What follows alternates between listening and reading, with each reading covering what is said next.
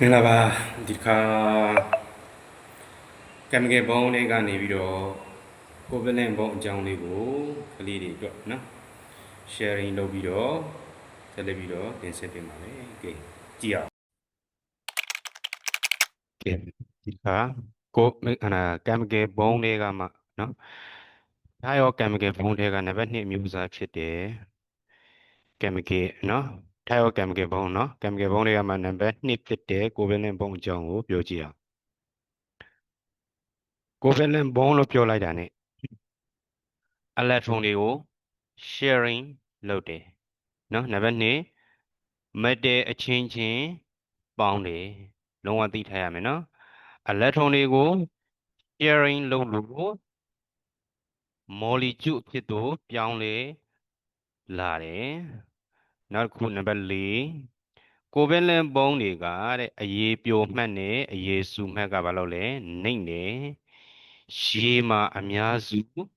မပြောဝင်ကြဘူးเนาะပြန်ပြောမယ်နော်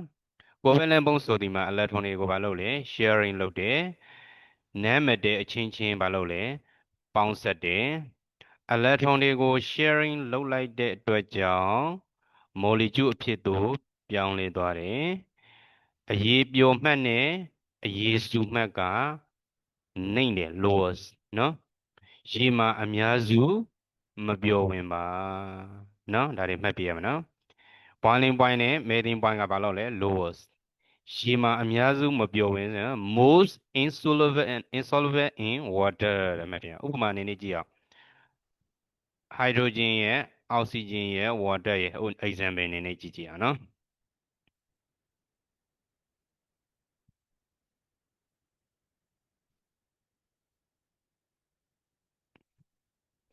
H2O လို့ပြောလာတာ hydrogen ဒီနံပါတ်ဘယ်လောက်မှရှိလဲဆိုတော့နံပါတ်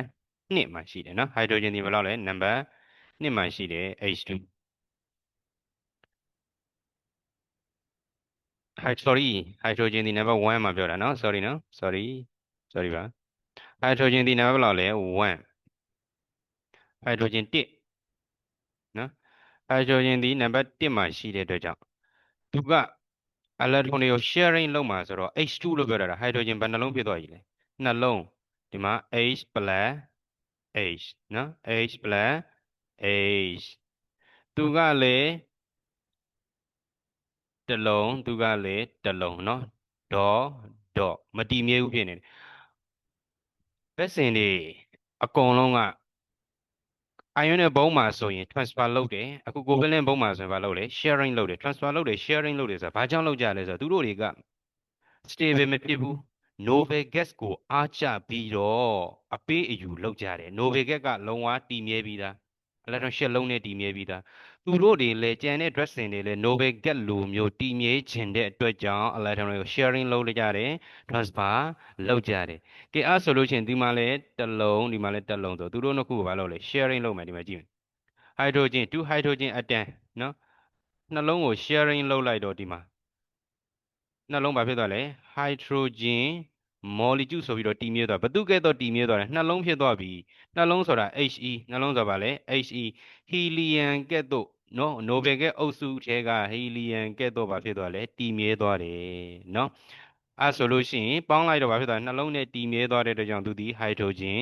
molecule ဖြစ်လာတယ်နော်ခုနနံပါတ်ပထမပိုင်းမှာ hydrogen ဒီနံပါတ်1ပါနော်2လို့ပြောမိတဲ့အတွက်ကြောင့် sorry ပါနောက်တစ်ခုအောက်ဆီဂျင်ကိုကြည့်အောင်တို့လေအောက်ဆီဂျင်ဒီနံပါတ်ဘယ်လောက်မှာရှိလဲနံပါတ်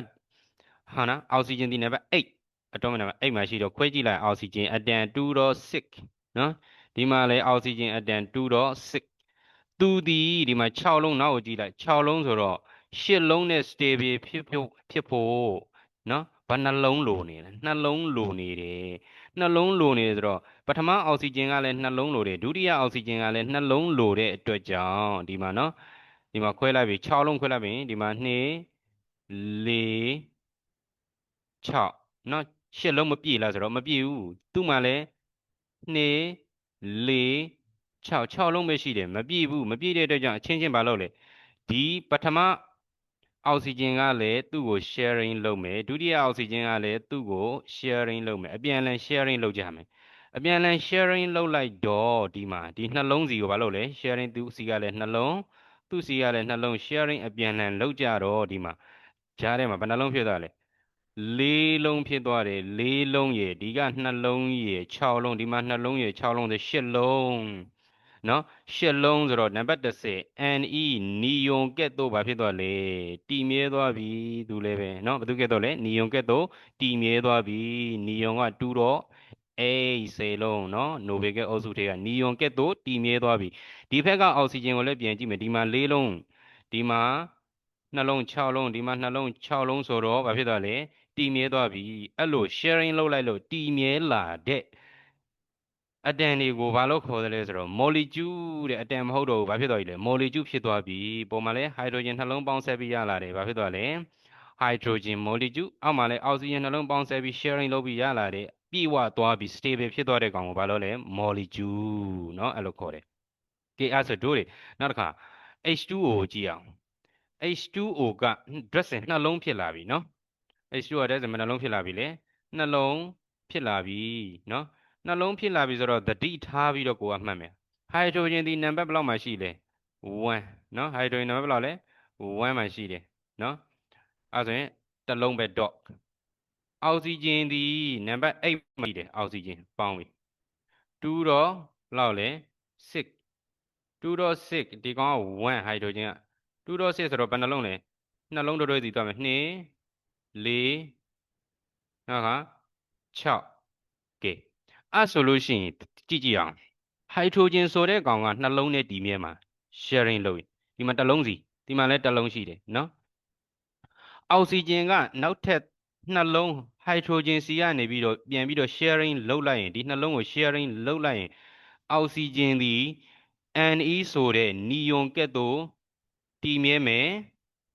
ဟိုက်ဒရိုဂျင်ဒီအောက်ဆီဂျင်စီကနှလုံး sharing လုပ်လိုက်လို့ရှိရင်ဟီလီယမ်ဆိုတဲ့ He နီယွန်ကဲ့သို့ဘာဖြစ်လဲတည်မြဲလာမယ်အဲ့လိုအပြန်အလှန် sharing လုပ်လိုက်တဲ့အခါမှာရလာတဲ့ drop ပေါင်းကိုကြည့်အောင်နော်ဒီမှာအောက်ဆီဂျင်ကလည်းဟိုက်ဒရိုဂျင်ကိုတစ်လုံး sharing လုပ်လိုက်တယ်နှလုံးဖြစ်သွားပြီဒီမှာလည်းဟိုက်ဒရိုဂျင်ကိုနောက်တစ်လုံးကို sharing လုပ်နှလုံးနဲ့ဟိုက်ဒရိုဂျင် He ကဲ့သို့ဘာဖြစ်သွားလဲတည်မြဲသွားပြီဟိုက်ဒရိုဂျင်ကနော်ဒီနောက်တစ်ခါအဲ့ဆိုရင်အောက်ဆီဂျင်ကိုပြန်ကြည့်အောင်အောက်ဆီဂျင်ကဒီမှာနှလုံးဒီမှာနှလုံးဒီမှာဟိုက်ဒရိုဂျင်နဲ့ share လုပ်ထားတဲ့နှလုံးဆိုတော့6လုံးဒီမှာ share လုပ်ထားတဲ့နှလုံးဆိုတော့ဘာဖြစ်လို့လဲ8လုံးပြည့်သွားအဲ့ဆိုရင်အောက်ဆီဂျင်ဆိုတဲ့ကောင်ဒီ Ne နီယွန်ကဲ့သို့ဘာဖြစ်သွားလဲတည်မြဲသွားတယ်အဲ့လို sharing လုပ်ပြီးတည်မြဲပြီးရလာတဲ့ကောင်ကဘာဖြစ်သွားလဲ molecule ဖြစ်သွားတယ်